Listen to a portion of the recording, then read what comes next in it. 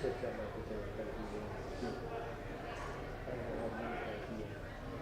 that's true too. That's true too. Yeah. Cool. We could get going. I think it's about that time that people start to move in, or should be. Absolutely no food. I was hoping there was cooking. I was hoping there was more people in here. Come on. Randy. I'm John Schnell. Yeah. Kind of, we put it on ourselves. I just got elected chairman of the JP. Look that we actually sent out to an email list of over 200 people. We put it on all of our social media. It's come on, people, get out here. Get out here. Oh, who knows? It's up. I don't know. Sports sign. There could be a music program. You know, and all the other schools could have spring concerts going on. You never know what keeps people. Thank you for moving your posting meeting. Yes, no, it's the least we can do. The least we can do. We want to support all this stuff. This is the kind of thing we're hoping that over time get I want somebody to sit there. I'll never hit me with a tomato from here. Oh, we got some pretty good fishing. Yeah, we got some good arms. Did you see the search committee yet? Central committee as well? Yeah, Larry and I both. Okay, good. So, I haven't seen the list. the full list of Yes. what's open. Nobody else is talking about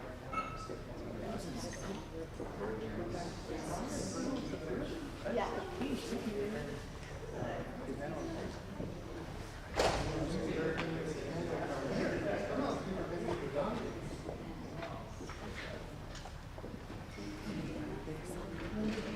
Close? Yeah. Yeah, I want to be close. Okay. I can hear. I don't want to hear too much noise from the back. You like living down south now? He always said, south is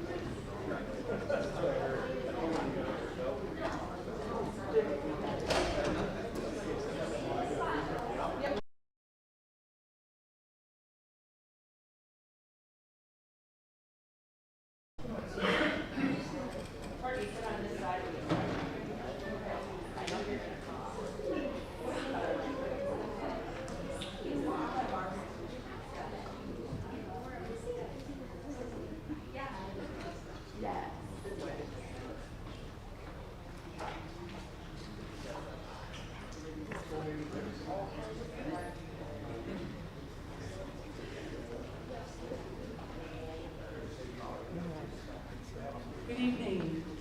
Hello, my name is Teresa Klein. I happen to be the Executive Director of the Greater Wahoo Development Foundation, which is the economic development organization here in Wahoo in central Saunders County. We have members ranging from UTAN to Malmo, and all consisting of leaders that want to see and want to help in the growth and the positive advance of Wahoo and Saunders County. Tonight we have two goals. First of all, thank you candidates for coming. Very grateful.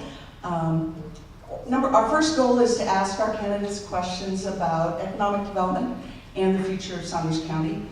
These questions were submitted by members of the Greater Wahoo Development Foundation and curated by our planning committee. So thank you to Kurt Brown, who's hiding in the back, Jerry Johnson, current mayor, former senator, and Craig Rooney, who got the short straw to be moderator. Our second goal is to give everyone attending an opportunity to meet each of our candidates and ask them their opinions on things that are important to us. Oftentimes we're in the middle of pancakes or as they were running down the side of a parade. And so we wanted an opportunity for meaningful conversations. At the end of questions and the closing statements, they will be exiting stage left to go back out to the foyer, and we'll just wait a few minutes before they get out there and then encourage you to come on out, and there will be cookies. Always a good thing, especially for small ones. I'm also really grateful to Kelly Johnson with Saunders County Online. This event is being live streamed on YouTube. Kelly, thank you not only for setting that all up, but also your help in getting the promotion of this event out. Also want to thank Jason Smith, band director and sound guy extraordinaire, who gave up his evening to be with us. Brandon LaValle, Superintendent of Wahoo Public Schools, thank you for letting us use this great facility. I am happy to introduce our moderator, Craig Bruni, who is quite knowledgeable about state legislature from the inside out. Got a little bit of experience there. And assisting him is our timer and bell ringer, Ryan Ideas. Ryan is an officer of Greater Wahoo. I just want to, again, thank all of you for coming. I truly appreciate the commitment it takes to become a candidate, and I am so eager to learn more, and I feel we're very lucky in this district to have so many capable people who desire the same. And I will give this back to you.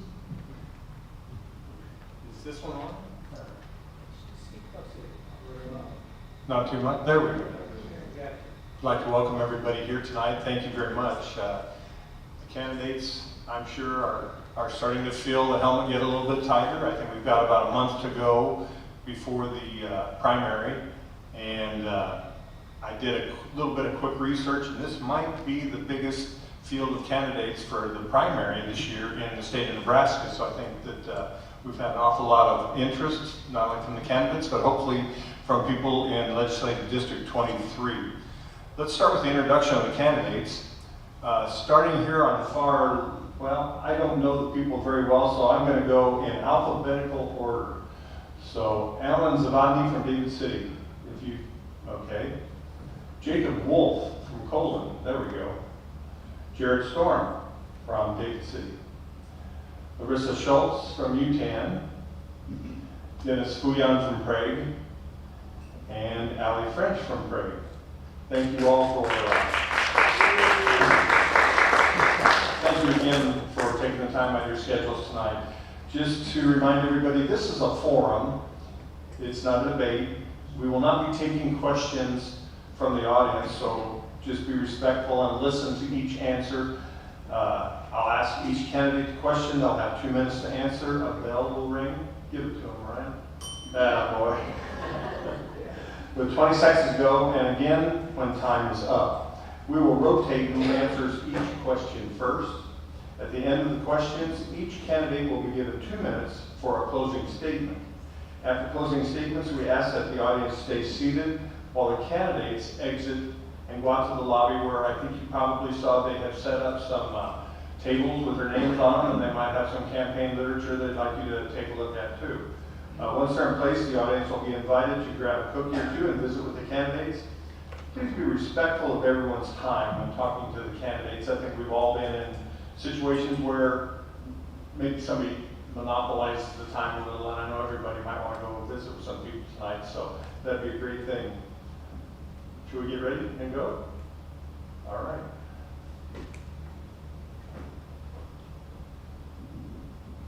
Our first question this evening will be for Alan Zavadi. What economic development incentives would you support for local communities? Well, I think that's a really important thing for communities, because not too many years ago, the Revenue Committee took away aid to cities, counties, and NRDs. So our tool bag just kept getting smaller and smaller. I'm not a big fan of eminent domain. Certainly as the last resort, it's something you can use. TIF is an important tool, and that's one of the reasons, if we have an opportunity later, that EPIC option doesn't seem that appealing to me. I think we need to look at anything for housing, workforce housing. There are programs for that. And I don't believe in a lot of taxpayer giveaways. You know, cities got to do infrastructure, and that's usually through TIF and those kinds of things. So I think one of the incentives is if we fix our tax system, you're going to see businesses want to be here and be profitable here. So I think the root of everything is going to be addressing our tax issue. Thank you. Mr. Wolf, I can repeat the question for you. What economic development incentives would you support for local communities? So first and foremost, we need infrastructure development. That infrastructure in terms of our broadband, offering high-speed internet to rural communities, at-need communities, so that businesses can get connected to their market that way. But that's not enough either. We also need affordable housing to recruit new individuals and younger individuals and families into these districts to foster innovation and entrepreneurism. Coupled with the incentivization of the tax programs. Yes, TIP is a great thing that has been successful in a lot of communities, so long as it's not the only method of incentivizing and it's not being overused. But we can't adjust our tax structure so that the taxes in this state aren't picking winners and losers across industry, but rather it's a broad, low tax base to recruit new industry and new businesses from either out of town, like when Omaha Steel moved to Wahoo, or from even out of state. Mr. Storm, what economic development incentives would you support for local communities? First and foremost, we need some type of tax relief, and that's what I look to do in the state legislature. If we're a high-tax state, high-tax community, people aren't going to want to come here, and we're in competition with Iowa, South Dakota, Kansas, Wyoming, all these other states to get good corporations and people to come to our communities. So that's first and foremost what I would look at. Infrastructure is important. State Senator Bosselman really worked hard with broadband. I have a facility out at the airport here at Wahoo. I don't have high-speed internet out there. We have internet that we call high-speed. So that's important. I also think for Wahoo, 4-lane highway to Omaha would be really important. I lived here for 27 years, and that 2-lane highway between here and Wahoo is it's a real bear, and it's not safe. So taxes, lower taxes, housing, affordable housing, child care hasn't been mentioned, and just being as economically competitive as we can be with other states. Thank you. Thank you. Ms. Schultz, same question. What economic development incentives would you support for local communities? Thank you. I agree with a lot of what's been said up here. We absolutely have to do something about our tax structure if we're going to attract and retain more young workers and more small businesses. I'm a huge supporter of small business, and I believe that we should be incentivizing those businesses to place themselves in our smaller communities, to keep those communities vital. Businesses like grocery stores, child care centers. I also believe that strong public schools are very important to economic development, and so I support strong public schools in all our communities.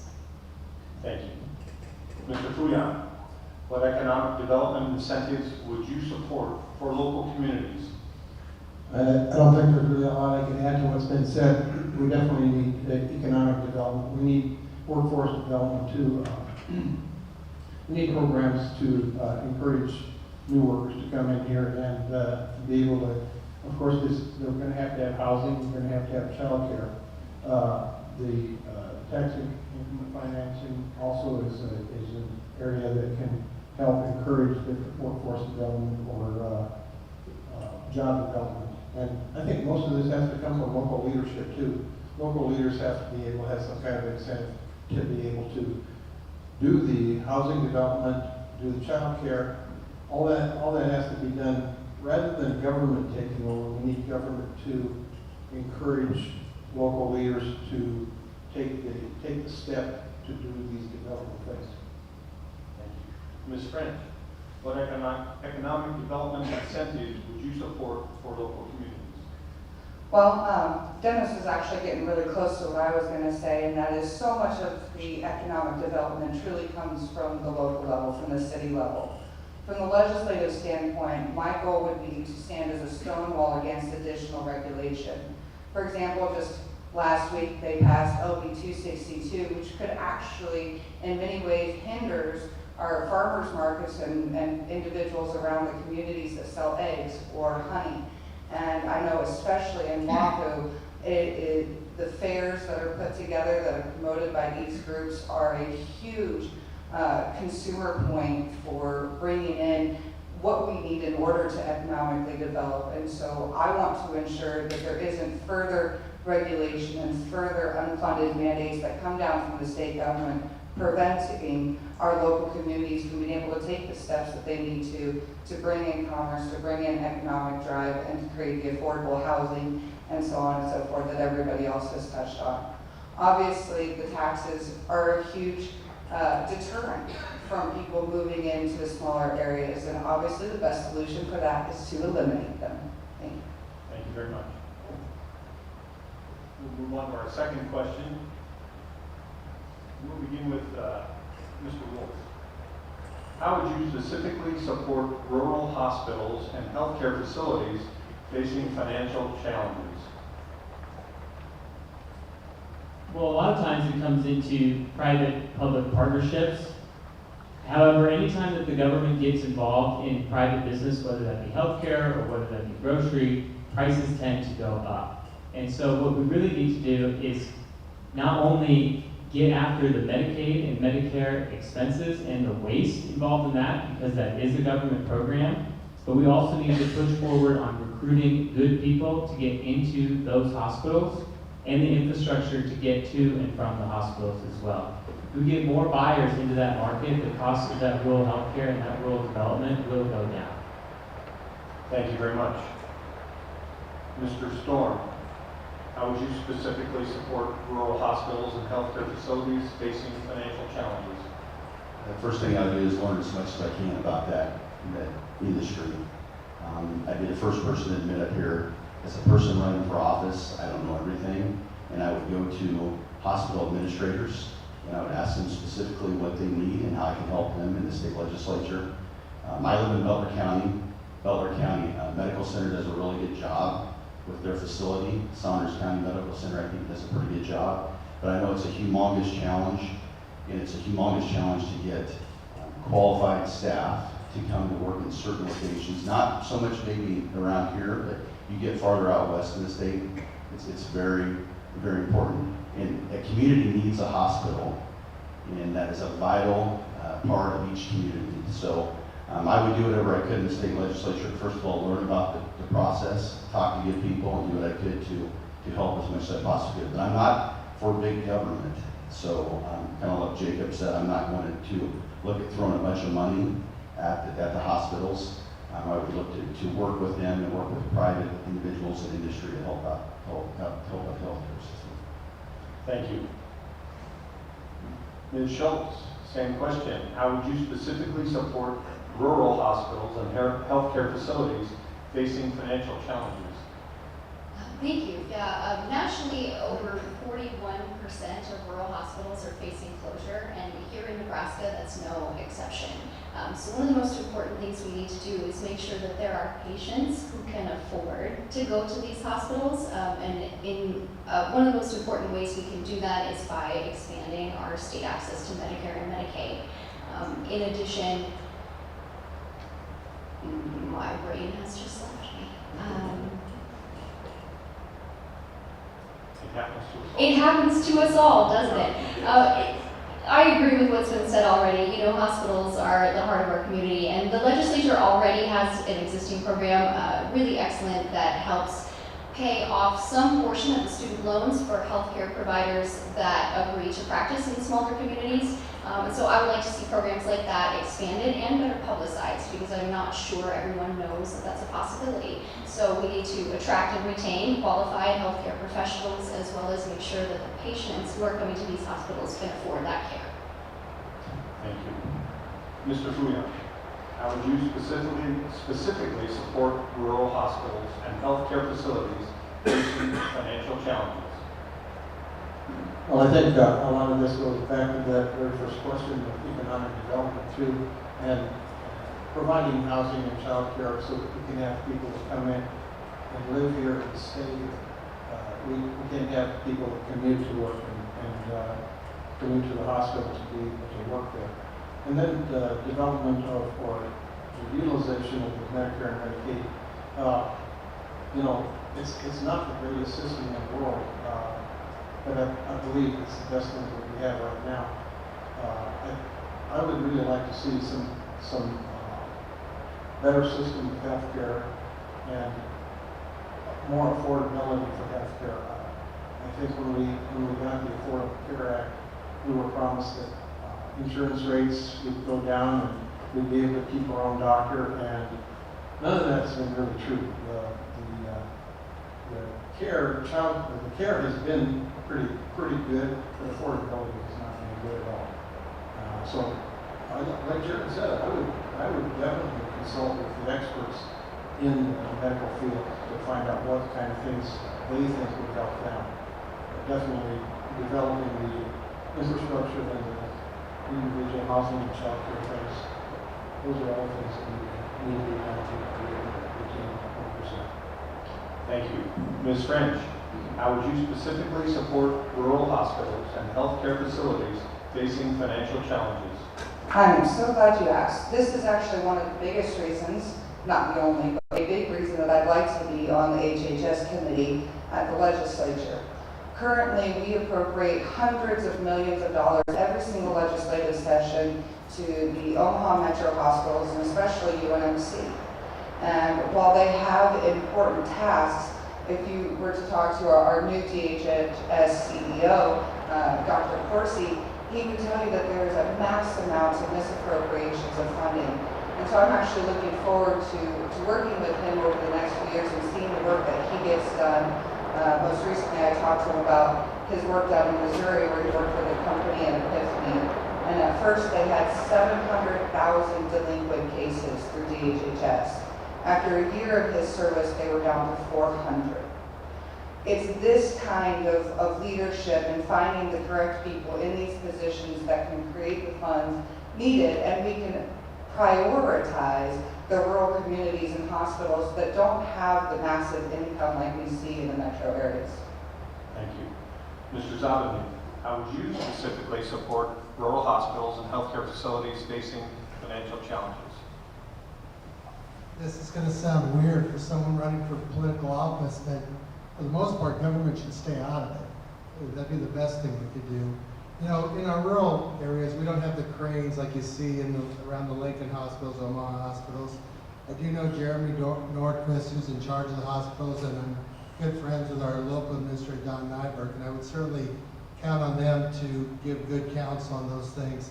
I think you've got to, things government does get involved in is insurance, looking at those things, lowering regulations, lower their costs, unfunded mandates are something that hospitals have to deal with. It just increases their expense with no revenue to offset it.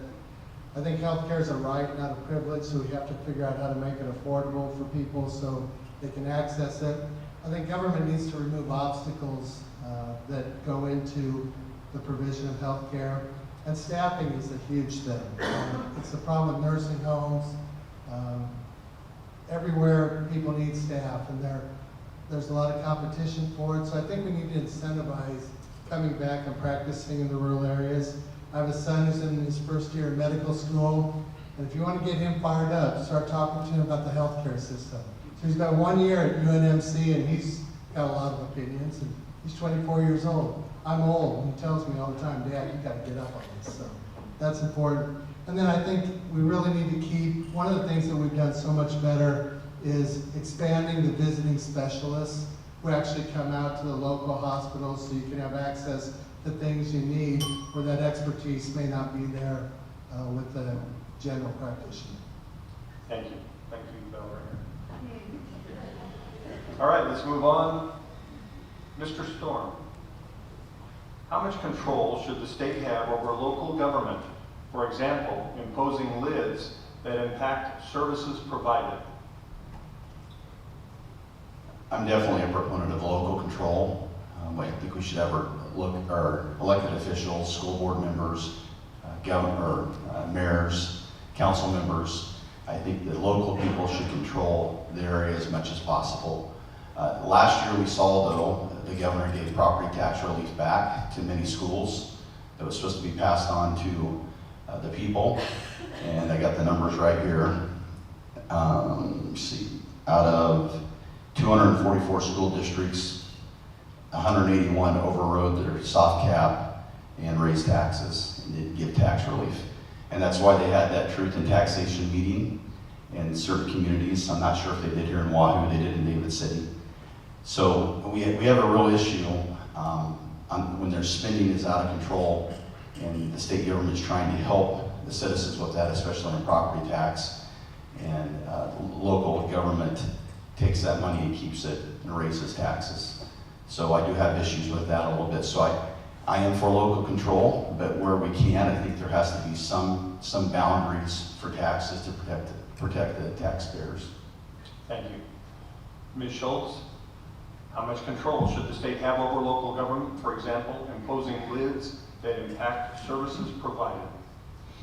Yeah, I mean, Nebraska has a proud tradition of local control. And I believe that the best spending cap is an informed local populace. So I'm not in favor of spending caps that come down from Lincoln. I am in favor of local communities taking control of how their money is spent. Thank you.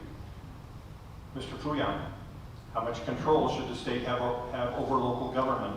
For example, imposing lids that impact services provided. Well, it seems to me local control is the best way, but at times I think we've gotten things out of hand. Just for instance with property taxes. We have property tax levies, and you levy based on the amount of asking funds that you need to fund your operation for the year, let's say. And when we start having the rise in property valuations, and the local community or the local governing body keeps their levy the same and goes around and tells everybody that they've kept their tax levy the same so that you don't have any increase in taxes, that's a bunch of baloney. Because with the increase in valuations, you automatically get a raise in the amount of funds that you get distributed to you. So if things get out of hand, I think something needs to be done. And definitely local people need to be involved with their governing bodies. And they need to attend school board meetings, they need to attend township meetings and council meetings. It all depends on the amount of involvement that the community has. But if it gets out of hand, I think something needs to be done. And I'm not here to say that I put a cap on, but I'd sure consider putting a cap, especially on the dollar amount, not on the levy.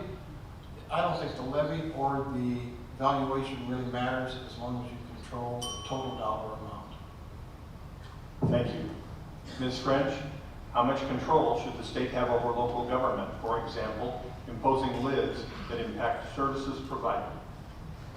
Absolutely, and I know you asked specifically about lids on services provided, but I also really want to focus on things like the confined animal feeding operations. We had a bill come up this legislative session that would have removed one of the public hearings for local cities and counties, and that right there is the kind of legislation that I want to go and stand against, that I want to prevent from going through. When we look at these kinds of things, when we talk about taking away local control, what we're really talking about is making it that much harder for the second house or the taxpayers, the constituents of that district, from having input on what takes place and occurs. If we want to talk about real local control, we're talking about the people sitting in this audience, not even the city council or the school board or the state government. Those choices and decisions should be up to the local citizens, which is why I'm such a proponent for epic option, and we should be eliminating these unconstitutional taxes, and it should be up to the decision of the people sitting in this audience how we handle those situations. Thank you. Mr. Zadovny, How much control should the state have over local government? For example, imposing lids that impact services provided. Well, thank you for that question. I'm going to put on my mayor hat. I was a 3-term mayor, and I'm going to tell you what something that most people don't realize is it's not just state things that come down to the local, there's federal stuff. We had to pay $500,000 to put scrubbers on our power plant for the exhaust that goes out. And then the EPA comes and says, you need to redo your wastewater, and those projects are usually several million. Those are the things that really hamstring local governments. EPA, those kinds of regulations. And I agree, I think Dennis said, it's a shell game, the levies, because valuations go up. We kept the levy the same, but the money keeps going up. It's the same arguments we hear every year. The system's broken. Farmers start every year $70 in the hole, which is their property tax bill. You can make decisions on other inputs, whether you spray for insects, maybe put on fungicide, those kinds of things. But the one thing you can't control is your property taxes. And that needs to stop. Because why should the farmer have to pay more property taxes that he's just been farming the same ground for 40 years and never sold and doesn't intend to sell it? 2 guys fight over a piece of ground and pay an outrageous amount of money for it, so the valuations go up and the guy just making a living farming is affected. Thank you. Mr. Wolf, how much control should the state have over local government? For example, imposing lids that impact services provided. So we're all accountable to somebody, whether it's in your business, whether it's in your family, or in your government. Your local government is supposed to be accountable to you, to the taxpayer. And for the most part, we like to think that they are. But they do get out of hand. And that's when they are and should be accountable to the state government, especially when those funds come from the state government. Those funds come with a leash and controls attached to them. Like what Mr. Storm had said about the governor giving back all this quote-unquote property tax relief, and yet the school board still went and raised taxes anyway. That's an instance where local control was lost, and the state should have came in and had those controls put in place to prevent that.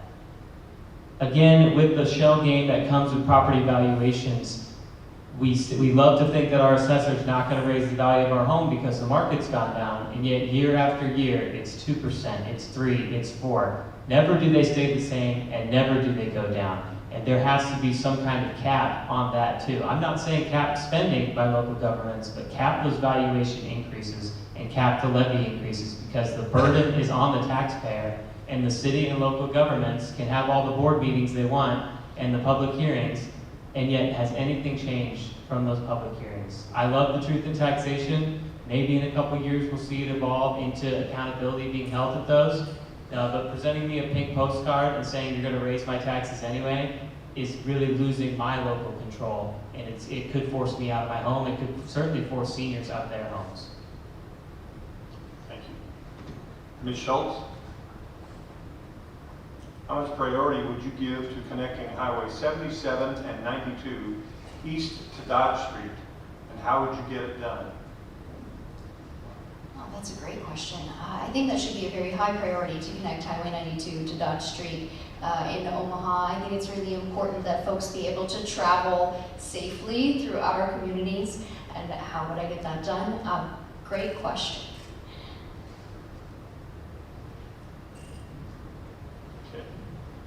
Thank you.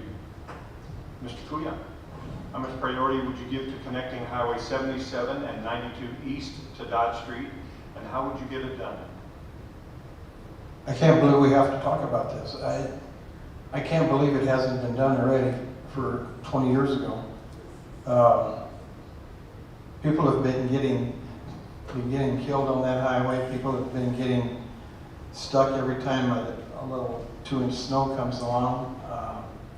The road is bad. The road is narrow. The road is in bad shape. There are areas that are pretty good, but this is something that really needs to be done. I'm not sure where the funding needs to come from, but the job needs to be done. I'd like to go back to that last question, though, if I may. I'd like to say, as far as the valuations go, your county assessor has no control over that. The county assessor goes by the valuation is driven by sales. So you can't blame the county assessor. The county assessor has guidelines they have to follow. So just remember that. Don't get mad at your county assessor for this project. Get mad at, well, I mean, your neighbor's bidding up the property, and they have every right to do that. So I'm not sure how we do that other than control the amount of dollars that people can increase. If you have $1 million budget 1 year, a 3% increase would be just $1 million. Do the math for me.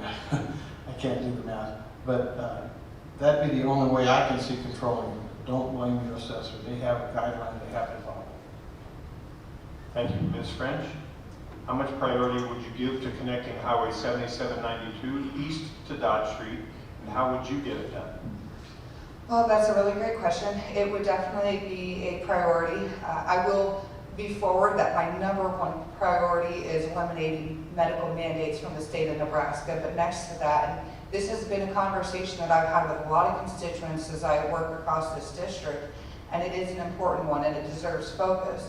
What I find frustrating is even just this past legislative session a couple weeks ago, they had the opportunity to pass $20 million towards telecommunications and transportation, specifically to improvements on highways and roads. And because our legislature has such a runaway mentality with spending, they ended up having to cut that legislation, that fiscal note, from 20 million down to 10 million. So it's not even just a priority of one individual, but it's the misappropriation or the poor choice in priorities from the multitude of representatives down at Lincoln. And so this is an important topic that needs to be taken into the hands really from the constituents. If this is an important issue, we need more and more people reaching out to these senators and letting them know how big a deal it is. Obviously, I will be one of the first ones to stand up, and Senator Bosselman has done this a number of times, and announce to the floor that we have had yet another casualty on such and such intersection, and we need something done about this. Transportation and our roads are absolutely essential to the movement of goods and consumerism and people. So obviously it needs to be at the top of the priority list. It is something that I would work towards, and I think it's something that we should be prioritizing over a lot of the pet projects and programs that are currently pushed in the legislature, and has caused us to already be in a $420 million deficit at the legislature unless the governor vetoes a slew of bills. Thank you. Mr. Zabany, same question. How much priority would you give to connecting Highway 7792 east to Dodge Street, and how would you get it done? Well, I think keeping it in the foremost minds of people is important. If you're going to be a senator for this district, you need to advocate for your district, and that's something that needs to happen. It took forever for the Fremont to Omaha improvements to go. This bypass around Wahoo, when I was growing up, we used to have to drive through Wahoo, and then if it rained, there was that low spot that would close the road. You couldn't get to Omaha. I mean, we made improvements. Unfortunately, one of the ways you do that is a gas tax. And since nobody wants any taxes at this point, I don't know how you're going to fund certain things without prioritizing them and finding them important. Also, I think we need to absolutely maximize.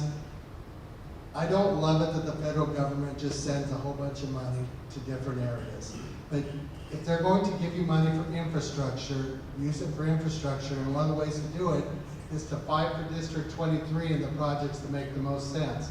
Because Omaha and Lincoln are retail hubs. Ag's our #1 business, but there are places you have to go to in Omaha because you can't buy certain things in David City or maybe even Wahoo. So we have to go to those cities. And your job as a state senator is to fight for your district and prioritize what happens here. Thank you.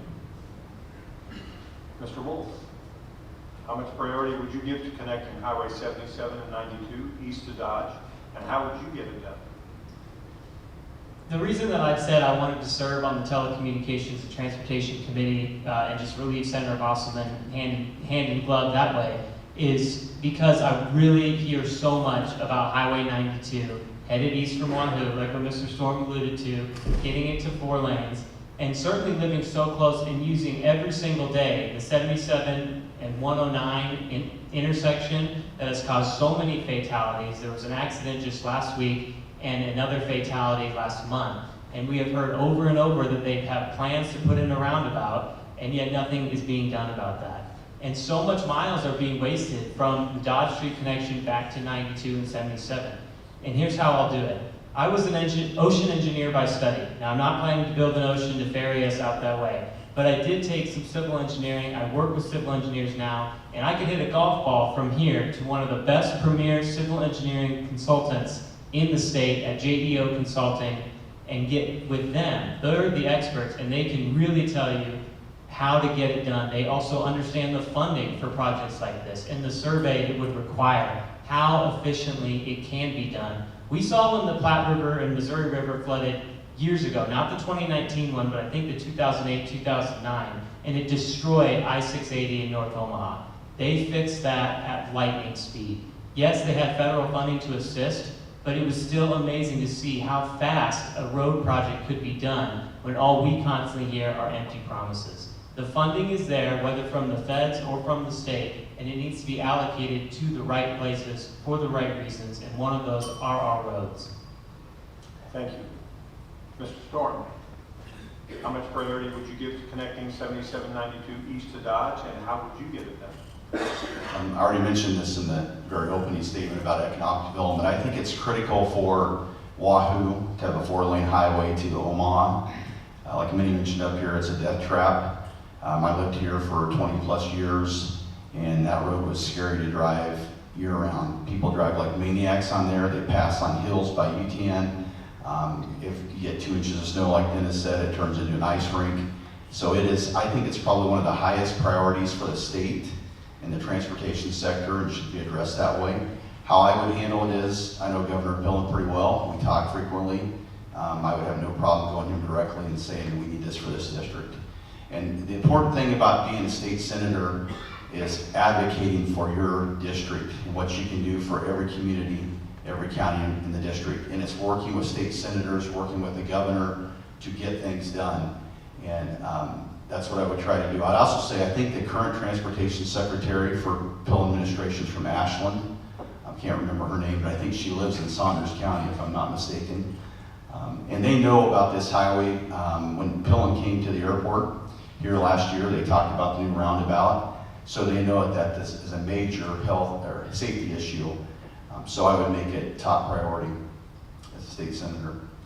Thank you. Mr. Fouillon, what is your opinion of Nebraska's labor shortage, and what would you do about it?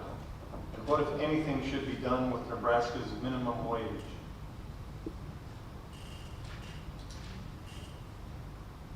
Well, I think we found out that raising the minimum wage doesn't bring workers.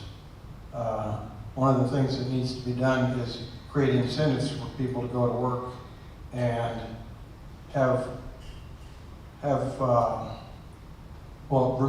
remove the distraction or the disincentive to work by having government payments to people that aren't working. So I think probably eliminating those government payments. The COVID's over. We don't need to worry about that anymore. And it probably will come back again, but I think we found out there's better ways to handle it than it was. I don't know what happened to all the workers that quit working during the COVID. I know some have retired and things like that, but there's a lot of people that could be working but aren't because of that COVID system.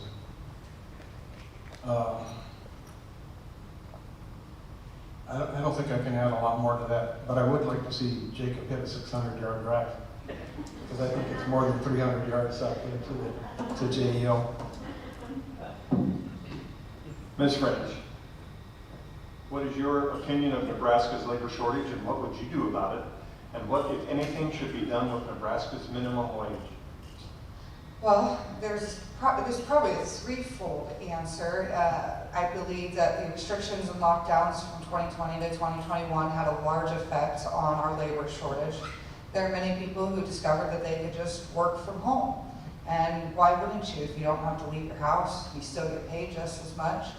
From a second angle, our public school system focuses largely on sending people to four-year universities, and that is wonderful. We need doctors, we need people to go and work in offices, but there's a lot of jobs that don't require that. The unfortunate part is then they end up with a whole bunch of student loan debt, and they're either stuck working in a job that doesn't pay as much as they want for the degree that they got, or they do something that has absolutely nothing to do with their degree and they're not making as much as they hope to pay back those student loans. It's kind of a vicious cycle, and it's a big reason that we could solve a lot of the staffing shortage across multitude of industries by focusing on the trades programs and dual enrollment programs, especially with the community colleges.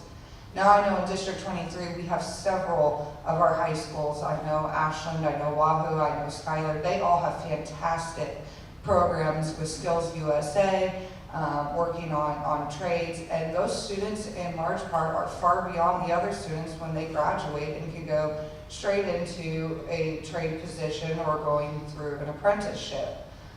So I think that's really kind of the ticket on helping with the labor shortage, and obviously we always come back to taxes.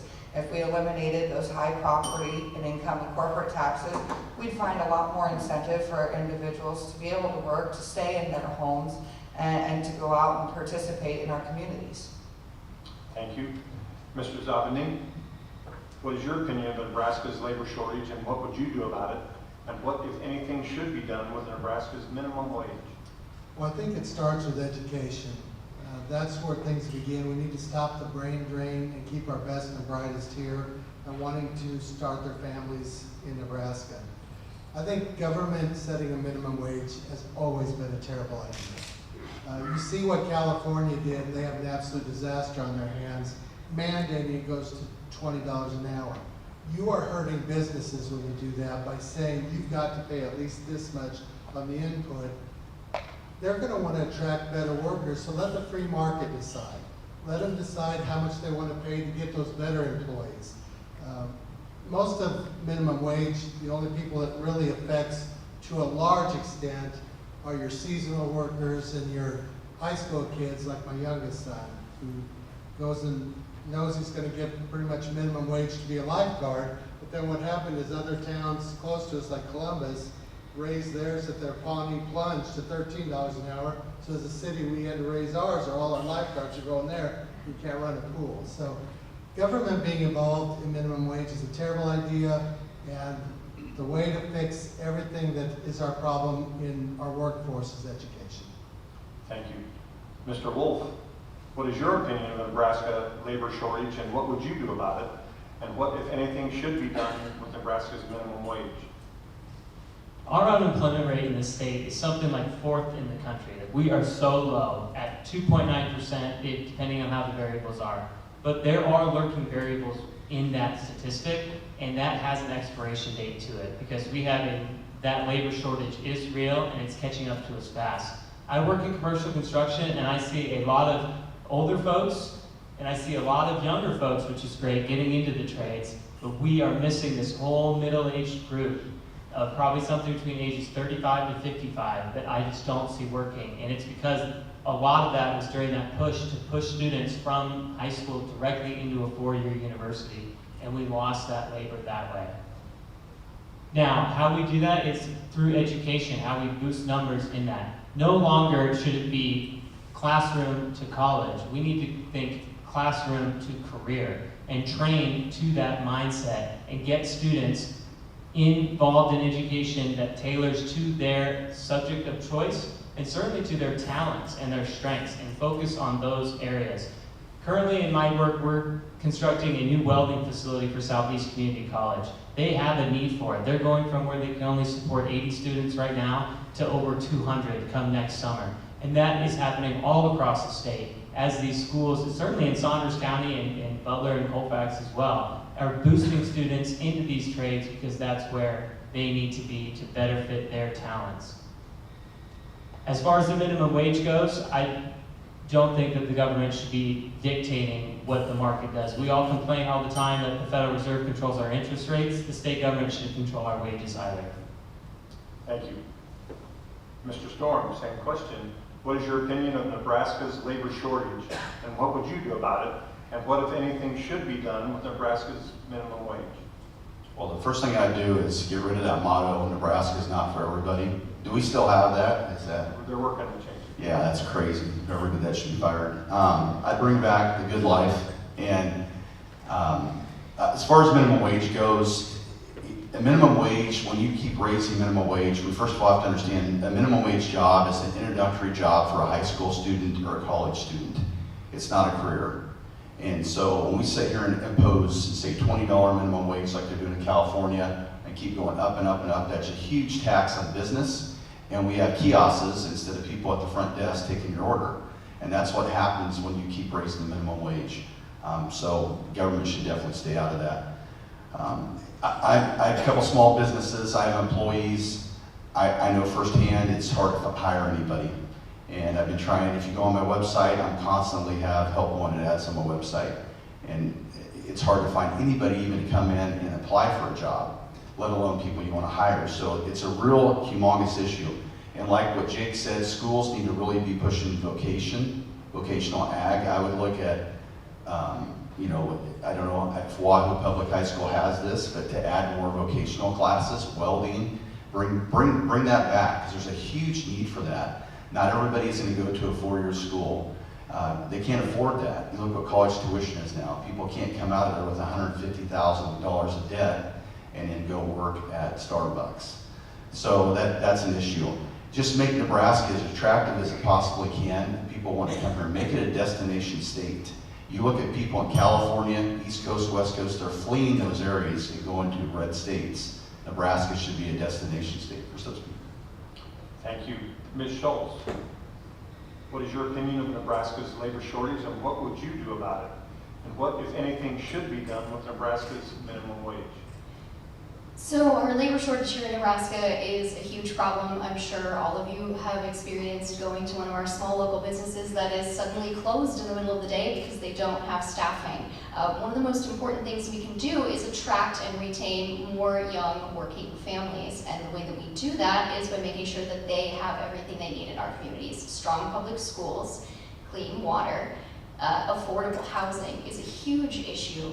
And anybody who's working 40 hours a week deserves to be able to afford to put a roof over their head. Now, I don't know if that means raising the minimum wage or if that means we need to look more at how we control the cost of housing, but anybody who is working a full-time job ought to be able to support themselves.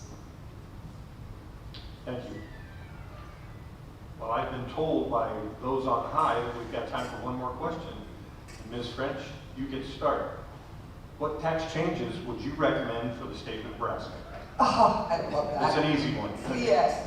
So, guys, best option ever. And I know some are going to disagree, but we need to eliminate our property income and corporate taxes and inheritance tax and move over to a consumption-based tax.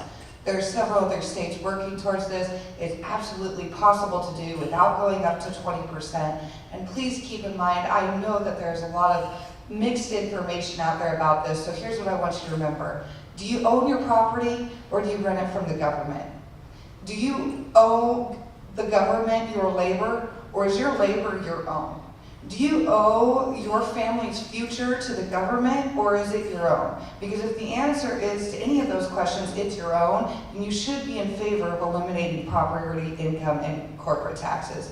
If our founding fathers of 1776 saw us paying 30 to 40% of our wages to various taxes, they'd be rolling over their graves and doing a lot more than throwing tea baskets into the harbor. What we have gotten to and the place that we are at are killing Nebraska families. People are moving out in droves as is. Businesses are closing as is. Our tax system is broken. There's no shifting taxes around to fix this. We're trying that this session, and it's already not looking good. We're going to reduce property taxes for farmers, but we're going to increase the fee for check on corn per bushel by 100%. How does that make sense? The only solution, and it's probably going to have to come from you guys because politicians don't want to give up their money. You'll see that as we go through this answer. You have to take the money away from them. We want to fix spending. You have to go out there and vote for Epic Option and take their money away. Thank you. Mr. Zabin, what tax changes would you recommend for the state? Well, I respect Ally and her passion, but I really don't like the Epic tax. It rewards out-of-state ownership and foreign ownership, and they're not gonna be the ones paying the tax on the goods and services being bought. They're gonna sit in their houses in Montana, Wyoming, California, and not have to pay it. The rate will have to be much higher than 7.5% I've seen. Local control is still important. Sending our money to Lincoln and hoping we get some back is a bad idea. The TIF is one of the only tools we have left for infrastructure. Most of our cities and towns and villages have 100-year or so old water pipes, sewer lines, etc., and they're going to need to be replaced. And your main street will disappear. Border residents will simply drive a few miles to buy goods. What we can do is look at exemptions. We need to start there because those just keep getting added and they never go away. So if you start with exemptions, then you see how much more you're going to need.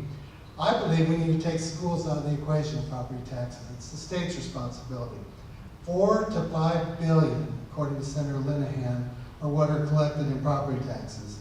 I've talked about why should a farmer try to farm and he's not selling and have an input that's there every year that's super high.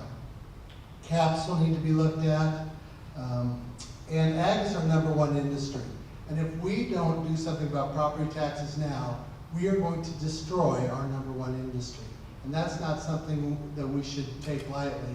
And we need to stand up now and do something about it. And it's probably going to take a tax shift. I'll be the first to say it. Because we need to rebalance our three-legged stool of how we do taxes. And Mr. Wolf, what tax changes would you recommend for the state of Nebraska? Yeah, I like to call, I steal it from FDR, Franklin Delano Roosevelt, but relief and reform. Relief is the valuation caps that I've talked about. It's capping those at no more than a certain percentage of your property valuation over a certain amount of years aggregate. So that way you aren't being forced out of your home if you're retired or you can't afford the income tax, or you can't afford the property taxes anymore because there's new developments going up around you. And then as far as reform goes, we first have to get our spending under control. Especially in the state of Nebraska, our government is massive. We don't actually think that, but it really is. And we have the most electable positions out of any government in the United States. Everything is electable in this state, and that means every elected position is a regulator and typically is a taxing authority. And so we need to curtail some of those programs and some of those expenses because spending itself is a tax. We also need to diversify our revenue. How do we do that? We look at what industries we're missing in this state, those businesses that want to come here and grow. One example, arts and film. There are companies fleeing Hollywood and they're fleeing Georgia even because those taxes are going up. They want a new place to produce film. And yet Nebraska has a film tax, and we can't necessarily explain why. Why are we picking winners and losers as far as industry goes? And we need to cut the inheritance tax. We need to annihilate it completely. The other states are doing it. We shouldn't be far behind. And we don't have to reinvent the wheel on our tax structure either. Iowa recently just lowered their income tax bracket from the graduated, like it is for us, to 3.9% across the board. South Dakota has eliminated them completely. Thank you. Mr. Storm, what tax changes would you recommend for the state of Nebraska? Well, first and foremost, we have to figure out a way to control spending. We'll never have tax relief in this state until we learn how to control spending. And it's not saying enough, more people need to say that. What I don't understand right now in the state legislature is they figure out what all they're going to buy, and then they go out and they raise the money to do it through the revenue committee. And it should be just the opposite. The opposite, we should say we have this much money here in this pot, and now this is what we can spend it on. Just like when you go to the store. When you go to the store, you have so much money in your wallet, you buy groceries, that's what you can buy. And what our state legislature does now is they fill up their whole shopping cart with goods, and it goes up the cash register and figures out where they're going to get money to pay for that, which is the taxpayers. So that's what I would love to be on the revenue committee and work towards that. I'm not a fan of the EPIC option. I can talk more about that outside if you'd like to. It's pretty easy to dispel that. If you just read what they want to do, they want to tax everything in the state. So if you donate to your church, you're going to get taxed on that. If you go to the doctor, you're going to get taxed on that. If you go to the dentist, you're going to get taxed on that. If you're a farmer, you're going to pay for a tax on your seed corn, your fertilizer, your aerial spraying, everything is taxed. Like Alan said, it won't be 7.5%. It's going to be much higher than that. And if you live in Omaha or Lincoln, why would you buy anything in Nebraska if you could drive across the river and buy it in Iowa and pay no way less sales tax on that. So Epic isn't the answer. If that would work, some of the state would have done it by now. And I would watch some of the state do that first and see what happens before we ever dreamed of doing something like that. Because if Epic doesn't work, the state's going to collapse financially. Thank you. Ms. Schultz, what tax changes would you recommend to the state of Nebraska? So everybody knows our property taxes are way too high, and one of the most important reasons why we're relying on local funding is because we have all these unfunded mandates coming down from Lincoln. We have the state government coming to the counties and the towns and saying you must do this, and not providing them with the funding that is necessary to actually get those things done. So one way to help rebalance the tax structure is obviously, like I said earlier, local control. You are the best spending cap for your local government. It's also very important that we re-examine the way our public schools are funded. I agree with Mr. Zavadi, we need to see more state funding of our public schools and less local funding from our property taxes. Thank you. And Mr. Fuyang, what tax changes would you recommend for the state of Nebraska? Okay, I think it was said earlier, control spending. We really need to watch every dime we spend. I think we need to base everything we do in the legislature on needs and not wants. That would help control a lot of the spending and a lot of the people's desires. Eliminating some exemptions is probably a good way to look at some of that stuff too. You still need to have operational exemptions and things like that, but I think everything should be on the table. But some exemptions probably need to be removed. Property taxes is probably the most unfair tax we have right now. I mean, I earn a living, I pay income tax on the money that I earn, then I go buy a piece of property, and you tax me right away on that thing, and you tax me year after year after year. And it doesn't even matter if I got that property paid for. You're taxing me on the full value of that property. You're taxing my 401k, that's what you're doing. Are we gonna start taxing other people's 401k, your retirement package? Let's do that, and then let's see what hits the fan. It's going to stop real quick when we start doing that. So, again, needs not wants. Unfunded mandates. Larissa had a great point there. Unfunded mandates. The state pushes the mandate down to the local government, and the local government has to figure out how to do it. You can't make a law and then expect the other department, the other government entity to fix it. So we need to eliminate the unfunded mandates too. Well, that concludes the question program of tonight's presentation. Now each candidate is going to be given 2 minutes for a closing statement. So let's begin again here with Mr. Zappi. All right, thank you for the opportunity to introduce myself to you. Thank you to Teresa, the Wahoo Chamber, the Greater Wahoo Development Foundation, Speaker Brahm, Mayor Johnson, and Greg Gruning. My family consists of Rhonda, and this September, God willing, we will have been married 35 years. My oldest son, Zachary, is a first-year medical student at the University of Nebraska Medical Center. And my son, Clayton, will be graduating from David City Public School in about 3 or 4 weeks. I'm endorsed by United States Senator Deb Fisher, Schuyler Mayor Art Lindbergh, David City Mayor Jessica Miller, and Butler County Supervisor Scott Steger. I was a 3-term mayor of David City. I'm also the Chief Executive Officer of North Star Services. We support people with developmental disabilities, and I have 22 counties in northeast Nebraska, and we have an annual budget of about $15 million. I'm also a farmer, so property taxes are near and dear to me. My priorities are less government, high-speed internet, property tax relief, agriculture, Nebraska's #1 industry. I'm pro-life, pro-Second Amendment, and finally, we must secure our border.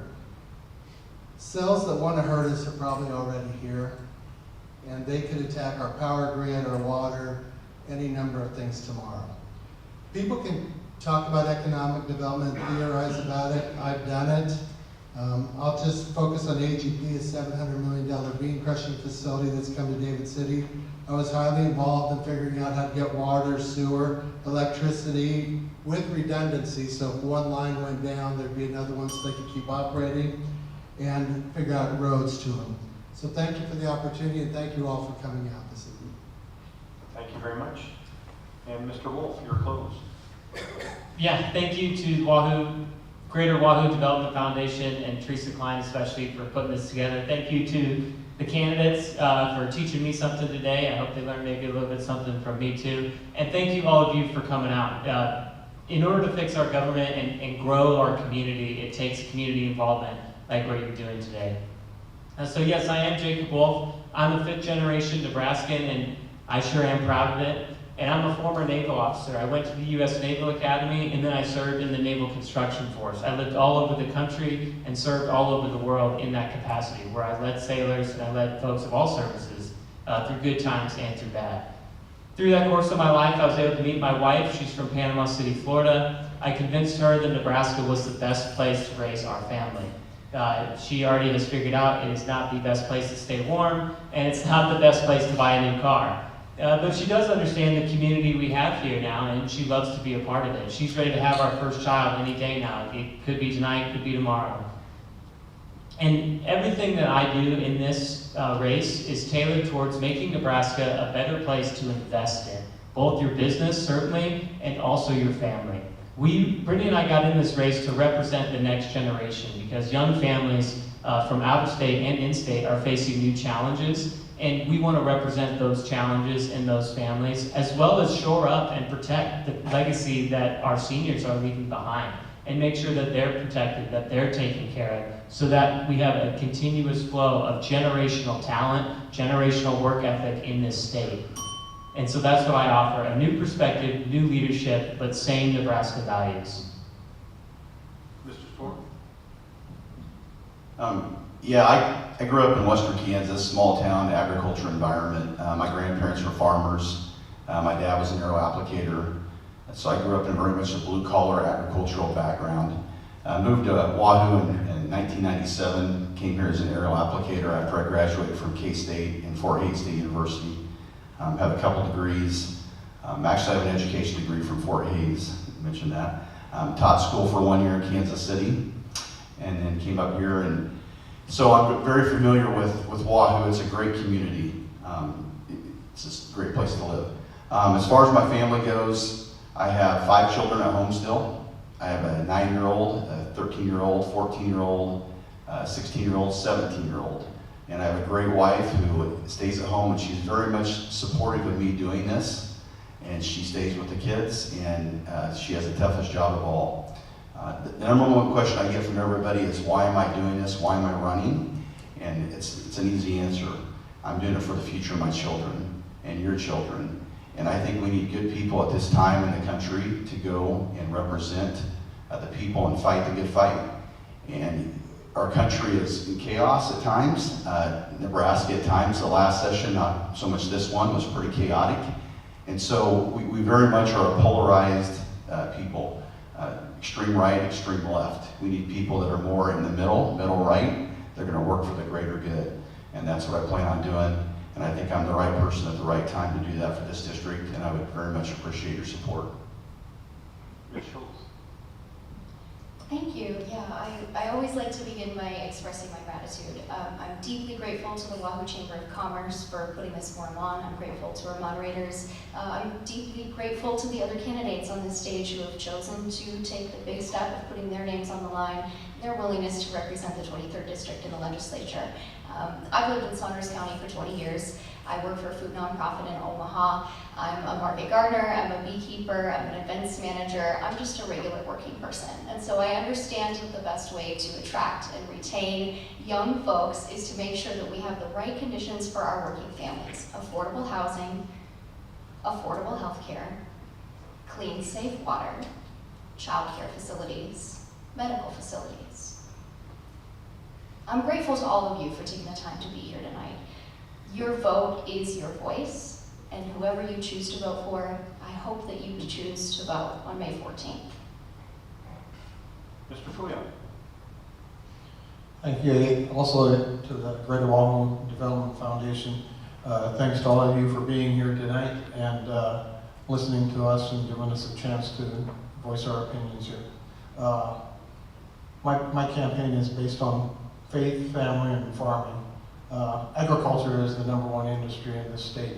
A healthy ag economy means a healthy Nebraska economy. I think one of the first things we need to do is control spending, but we also need to get back on this property tax issue and get that problem solved. I'm a pro-life Catholic. I believe the most innocent lives need to be protected, and that's the baby in the womb. I also don't think boys belong in girls' locker rooms. Girls should not have to compete against boys in their sports. I think we need to control the border. Controlling the border is something that you may think is an issue that doesn't belong to Nebraska, because we don't have any border with any other countries. But they're coming here, they're coming to every state in the union. So we need to make sure we control our borders and do whatever we can to help that happen. I'm also pro-Second Amendment. It's a constitutional right. So everyone has their right. The only way you can lose that right, or the only way you should lose that right, is if you commit a felony or something like that. You can lose the right, but you should not have that right taken away from you arbitrarily. I believe we should control, or we need to protect veterans' benefits. I'm a veteran. Jacob's a veteran. I think we owe it to our veterans to make sure we can do that. And then back to blue. Just take a second in your heart and remember the gentleman that got killed over here by Ceresco. Thank you all for being here. Thank you. Ms. French?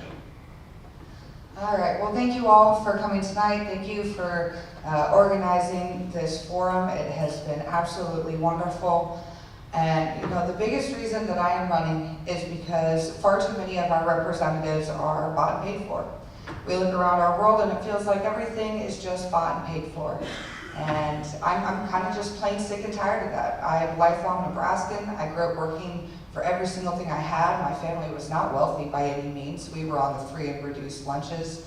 We walked to and from school because there wasn't an extra vehicle to do so. And up until 4 years ago, I was just a stay-at-home mom. I had a new baby. I went back to community college for computer programming, and I discovered that people were really, really, really good at complaining, but not actually doing anything about it. And that didn't sit well with me. And God stirred in my heart, and this has become a mission for me, to save our babies, to save our future. I don't want to see my 4-year-old and my 7-year-old sitting here in the audience in a breadline in 10 or 20 years. And the greatest threat to our country right now is government itself. It's the overreach, the constant regulations that are imparted on hardworking Nebraskans, and the theft of our hard-earned money.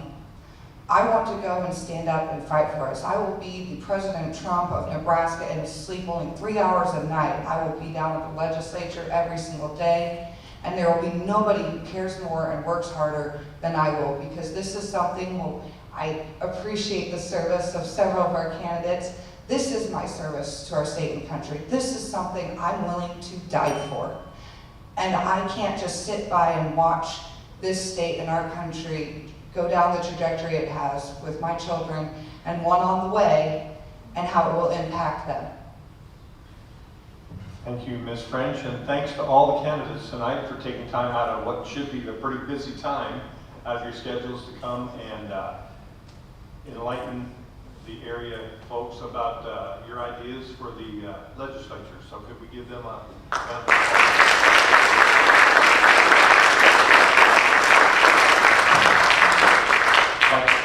Like we said to begin, we ask that the audience stay seated while the candidates exit. And once they are in place out in the hallway there, once they're in place, the audience is invited to grab a cookie or two and visit with the candidates. Please be respectful of everyone's time when talking to them, and thank you all for taking the time tonight to come up.